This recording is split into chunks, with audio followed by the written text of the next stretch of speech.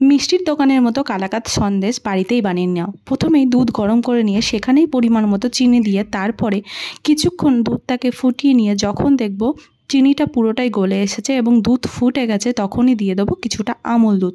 এরপর এই আমুল দুধটাকে লিকুইড দুধের সাথে ভালোভাবে মিশিয়ে নিয়ে কিছুক্ষণ ভালো করে এটাকে ফুটিয়ে নিতে হবে। আর তারপরেই দিয়ে দেবো কিছুটা ছানা।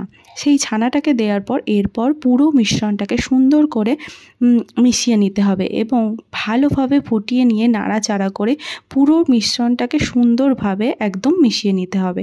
যখন দেখব এটা পুরোটাই আঠো আঠো হয়ে এসছে, একদম সন্দেশের মতো হয়ে এসছে, তখনই একটা পাত্রে ঘি মাখিয়ে ওই পুরো মিশ্রণটাকে দিয়ে একদম সমান করে 3 থেকে 4 ঘন্টা ঠান্ডা জায়গায় রেখে দিয়ে তারপরেই এটাকে চৌকো চৌকো করে কেটে নেব।